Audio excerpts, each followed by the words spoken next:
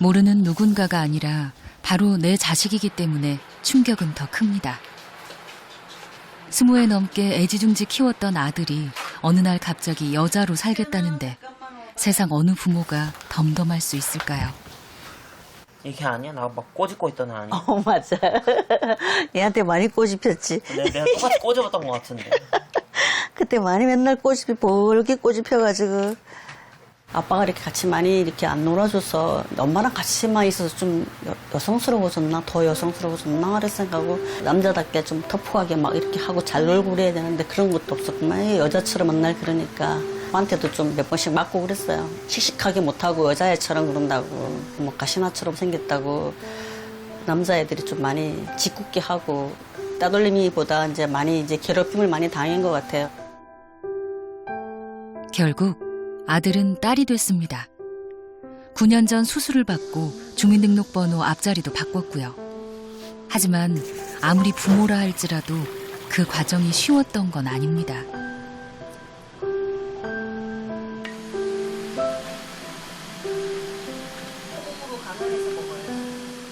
내가 자식을 잘못 키운 걸까 후회도 해보고 아이가 잘 몰라서 그런 거라며 부정도 해봤습니다.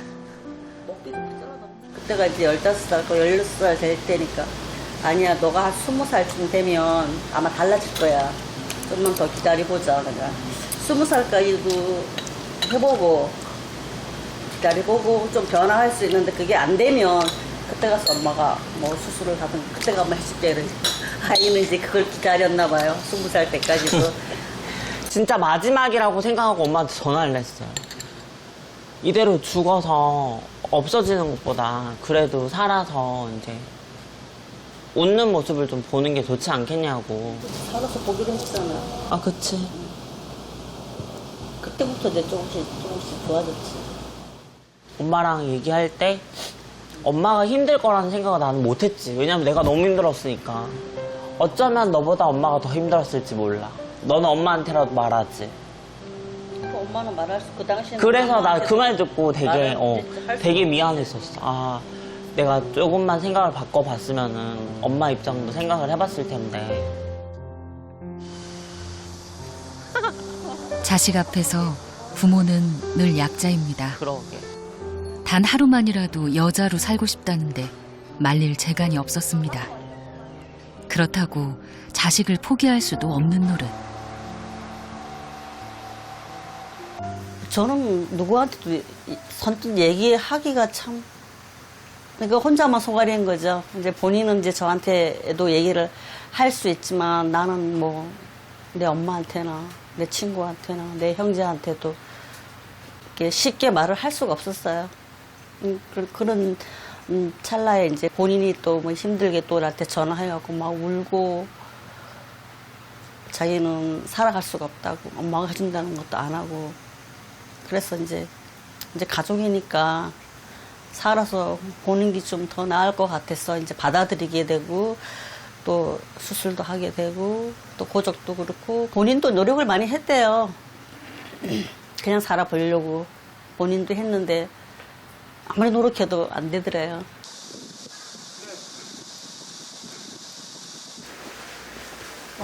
변한 건 오히려 부모 쪽입니다. 아직은 어색하기만 한 부녀지간. 오랜만에 이렇게 모였네. 서울 쪽으로 있다가 뭐 힘들면 내려오든지 식구들하고 같이 있든지. 괜히 또 내 오지랖일 수도 있는데 괜히 내가 와서 괜히 엄마 아빠나 뭐 가족한테 괜히 내가 짐이 되면 어떡하나 그런 생각도 들고 나는. 그래 이래 사는 게 이제 행복하나? 나? 나는 만족하고 살지. 둘의 대화는 늘 파국으로 치달았습니다. 중학생이던 아들이 30 넘은 딸이 돼서야 아빠는 자식을 있는 그대로 보게 됐습니다. 당신 일을 응원하니까. 학교 다닐 때 솔직한 말로 인자서 하는 얘기지만 왜 그렇게 막 나를 나무라고 혼내고 때리고. 내가 미워서 그랬어? 아빠는 네가 씩씩하지도 못하고 항시 행동하면서 여성스러운 부분이 너무 많았기 때문에 아빠는 그런 부분에 화가 많이 났었지. 그래서 대화도 단절이 많이 되었었고. 나는 잘못한 게 없는데 맨날 맞으니까 얼마나 억울해. 근데 크고 보니까 내가 이해되는 부분도 있고. 그 앞으로 더 당당하게 그 멋지게 아빠는 살아가길 바라지. 엄마 역시도 마찬가지일 거고. 내가 항상 하는 말이지만 되게 든든하잖아. 엄마랑 아빠가 있어서 내 편에 서줘서 너무 고맙고 감사하고.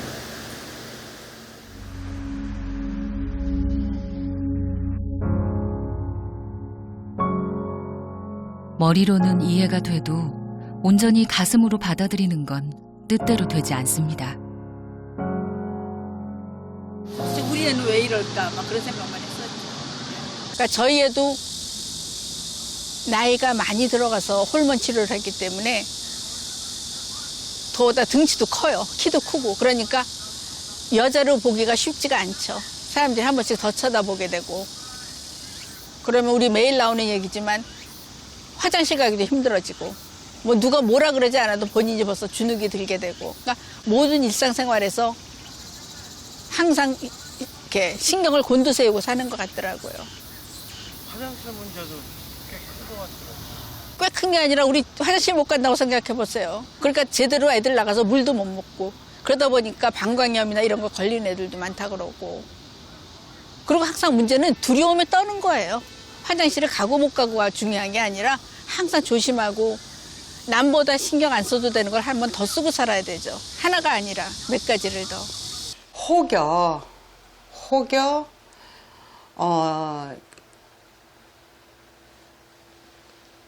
그냥 이렇게 자기가 혼돈할 수도 있겠다. 아니면은 좀 바뀔 수 있지 않을까. 왜냐하면은 내가 걔를 가장 사랑한다는 걸 걔 다 알고 있거든요. 가장 믿고 있고, 정말로 자기 편이라는 걸 갖다가 엄마라는 존재를 갖다 가장 믿는 사람이니까 이제 내가 그런 말을 하면은 얘가 조금은 생각을 해주지 않을까. 엄마 나도 다시 한번 생각해볼게 하는 얘기를 어쩌면 듣고 싶어서 그랬을지도 몰라요. 일단 소수의 성이다 보니 제가 그 아이의 그 입장을 충분히 100% 이해를 못하는 거예요. 전 처음에 태어났을 때 지정 성별이 여성이었고 저는 제가 여성으로 이제 인지하는데 전혀 불편함이 없어요. 그래서 이렇게 살아왔기 때문에 아이는 지금 저하고의 제가 아이의 입장은 충분히 이해를 못하는 거예요. 그러니까 트랜스젠더로서 이런 그냥 막연하게 힘들겠구나. 옆에서 보면 이제 그런 힘든 모습을 보고 이해는 하는데 100% 아이가 될 수는 없는 거잖아요. 아이가 살고 있고 또 앞으로 살아갈 세상은 결코 순탄치 않습니다. 이미 셀 수조차 없는 차별과 혐오의 시간을 아이는 홀로 견뎌왔을 겁니다. 차별금지법 관심 가져주세요. 많이 관심 가져주세요. 차별금지법 관심 가져주세요. 그 멀고 험한 길을 더 이상 홀로 걷게 할 수는 없습니다. 남들과 다르다는 이유로 차별받지 않고 성소수자라는 이유로 두려움에 떨지 않아도 되는 세상. 바라는 건 그뿐입니다. 성소수자 당사자하고 가족하고 그런 우연한 모임이 있어서 5주 정도 집단 상담을 했었는데 그 상담 진행 유치였던 상담사 분께서 우리 아이 저 잘 살 수 있어요 라는데 거기서 진짜 모든 감정이 다 올라오더라고요. 아 그렇구나. 진짜 그럴 수 있는 거구나. 그때까지 근데 아직까지 내력이라는 게 이렇게 크지가 않아서 그때는 좀 많이 안도하는 마음이 컸었고 이런 편견이 심한 사회에서 앞으로 어떻게 살아갈까, 그리고 얘가 불행할지도 모르겠다는 생각을 해서 그게 가장 힘든 것 같아요. 많은 부모님들이 이렇게 막 처음에 막 눈물로 보내는 이유가 아이가 일단은 다수가 아니라 소수에 속한다는 걸 알게 됐잖아요. 그리고 이제 평생 살면서 어디선가 계속 뭔가 편견 어린 말을 듣고 그런 대우를 받을 텐데 그러면 아이가 얼마나 힘들까, 그것 때문에 슬픈 거거든요. 계속 슬퍼할 수만은 없었습니다. 아이를 지켜야 했으니까요. 우리 아이들이 어떤 아이들인가 똑같아요. 너무나 평범하고 너무나 사랑스럽고 가족으로 봤을 때는 너무나 소중한 아들이고 딸이고 자식인 거예요. 그런 아이들이 이렇게 구별돼 있다는 것 자체가 저를 분노케 했었어요. 제가 여러 자료를 찾아봤더니 부모님에게 거부당한 성소수자는 자살 시도율이 8배나 높다는 걸 알게 된 거예요. 그래서 저도 그거를 보고 나서 논문도 거기에 대해서 쓰게 됐었는데, 그러니까 결국은 부모는 알자마자 얘를 어떻게든 불행하지 않게 막아야 돼, 이런 생각으로 온갖 혐오의 말도 하고 막 얘를 고쳐야 된다고 여기저기 끌고 다니고 하는데 결국은 부모 때문에 불행한 거예요. 나를 이렇게까지 창피해하고 수치스러워하는구나. 그러고선 나는 그러면 사라져야겠다, 이러면서 자살 시도를 하거든요. 저희 아이는 커밍아웃을 하지 않은 이유 중에 하나가 엄마 아빠가 커밍아웃을 받아들일 것 같지 않았다라는 생각이 첫 번째였고, 그렇기 때문에 25살 정도까지만 살고 스스로 생을 마감할까 생각을 했었대요. 그런 아이의 생각을 떠올려 보면은 아이가 얼마큼 힘들었으면 그런 생각까지 했을까, 그만큼 자기의 삶을 포기할 만큼 그렇게 힘들었구나라는 그런 것 때문에 미안한 마음, 그동안 내가 세세하게 살펴주지 못했다라는 이제 그런 마음, 아이 혼자 여태까지 그렇게 큰 힘든 상황을 혼자 헤쳐나왔구나라는 이제 그런 여러 가지 감정들. 아들한테 제가 이제 얘기를 했죠. 너 무슨 고민이 있지? 나 들을 준비돼 있어.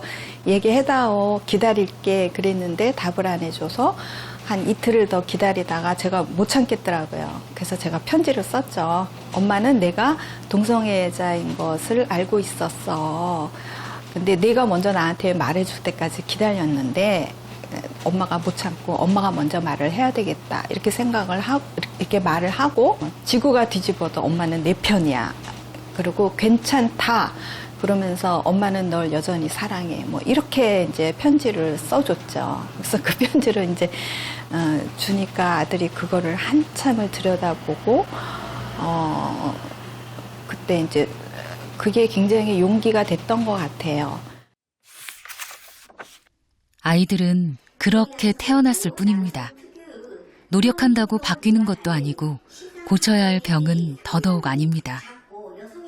바꿀 수만 있다면, 치료할 수만 있다면 부모로서 뭐든 했을 겁니다. 이처럼 동성애자들에게는 생물학적인 원인이 있다고 볼 수밖에 없는 여러 정황들이 밝혀지고 있으며, 한 10년 됐을까? 그 드라마가 나왔었어요. 맞아요. 그 엄마로 나오는 사람이 김혜숙. 김혜숙이었구나. 근데 아버지로 나온 사람이 그 용납을 못했어요. 맞아. 그 엄마가 그거는 자기 아들 이름이면서 제 뜻도 아니고, 우리가 그렇게 해준 것도 아니고, 저렇게 생겨난 걸 당신이 부정을 하면 어떻게 하느냐. 나 그걸 보면서 나의 시각도 좀 변했어요. 그러니까 우리가 태어날 때 내게 조건 지어져서 태어난 것이 그거라는 거잖아요. 네네. 그러니까 내가 선택할 수 있는 것도 아니고, 내가 그렇게 조건 지어져서 태어났는데 그 조건 지어진 나 자체를 인정하는 것도 그 아이 입장에서는 굉장히 힘들었을 거 아니에요. 난 그 사람이 피해자라고 봐. 그쵸, 사실은 어떻게 보면. 난 그걸 좀 고스란히 느꼈고. 맞아요. 네. 그래서 우리가 그런 사람에 대해서 손가락질하면 안 되겠다. 잘 모르기 때문에 오해하고 차별하고 혐오하는 건 아닐까. 엄마조차도 자식을 이해하는데 긴 시간이 필요했습니다. 실은 저희 아이가 트랜스젠더예요. 네? 트랜스젠더. 신체적으로 남성은 태어났지만 자기는 여성으로 알고 있는, 자기는 여성으로 그걸 인지하고 있는 아이고요. 저도 저희 아이 정체성을 커밍아웃은 받은 게 아니었거든요. 그러니까 아이가 우울감이 좀 그러니까 무기력증이 오래 갔어요. 그 1년을 그러고 이제 무기력하고 있는데 그걸 가만히 바라보는 부모 입장이 너무 이제 화가 나는 거예요. 바로 그냥 그 상상이 됐어요. 아니에요. 그런 거는 전혀 몰랐으니까. 그러니까 그냥 그건 한편으로는 다행이다라는 생각이 들었어요. 이유가 있으니까. 아이가 무기력했구나. 근데 일단 이유를 얘기했으니까 문제가 있으면 뭔가 해결책은 있겠다 싶어서 일단 안심을 했는데 그 다음부터 이제 머리가 복잡해지는 거예요. 모든 질문이 한꺼번에 왔어요. 이제 어떻게 해야 되지부터 시작해갖고 이 아이를 어떻게 키워야 되나부터 시작해서 이 아이가 잘 살 수 있을까부터 시작해가지고 근데 저희 아이다 보니까 쉽게 모든 질문을 할 수 있을 것 같은데 의외로 어려워요. 맞아요. 그렇죠. 우리 아이라도 그런 상처가 될까봐. 아이의 그 성향이 우리하고 비교적 어떤 점에서 확연히 다르는지 내가 절대로 이 아이의 선택을 거부할 수 없겠구나 인정할 수밖에 없는 그 어떤 확연히 다른 것이 무엇인지를 좀 알고 싶어요. 이거는 뭔가 자기가 선택에 위해서 나 남자 할래 여자 할래 뭐 그런 개념이 아니라는 거예요. 그리고 원래 태어났다라는 거. 제가 그리고 저희 아이한테 뭐 여러 과정 중에서 질문했던 게 너는 어떻게 네가 여자란 걸 알아? 여성이라는 걸 어떻게 느꼈어? 이제 질문했을 때 아이가 저한테 질문하기를 엄마는 엄마가 여성인 걸 어떻게 알아? 얘기를 하더라고요. 근데 그 질문을 받고 저는 너무 쉽게 아이한테 그렇게 질문했는데 아이가 대받아친 그 질문에 전 대답을 할 수가 없어요. 전 제가 학습을 해서 여성이라는 걸 아는 게 아니고 뭐 제가 누굴 내가 선택해서 제가 여성이 된 건 아니거든요. 그 과정에 얼마나 힘이 들었을지 좀 뭐 상상이 가기는 해요. 사실은 그렇잖아요. 똑같이 부모의 마음이니까 우리 가까이에 또 이런 고민을 가지고 이렇게 수많은 시간을 이렇게 고민하고 있었는지 몰랐는데 근데 이렇게 우리가 뭐 집안도 아니고 형제자매도 아닌데 이렇게 얘기를 해준다는 그 용기는 진짜 대단한 것 같아요. 당사자도 힘들지만 그러한 자녀를 바라보는 부모도 굉장히 힘들 거 아니에요.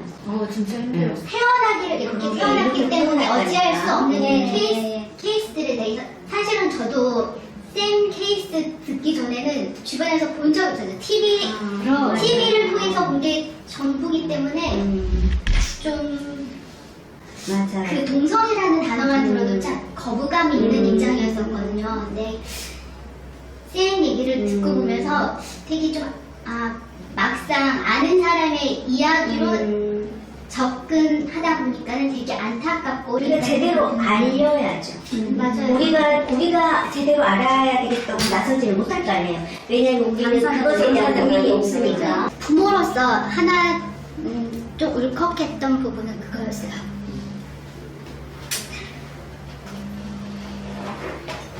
아이가 자기 태어난 자기 모습 그대로를 다 부모한테조차 내보이지 못하고 애가 혼자 견뎠을 그 시간들의 어떤 그 절망감 그거 생각할 때 좀 많이 아팠어요 부모로서.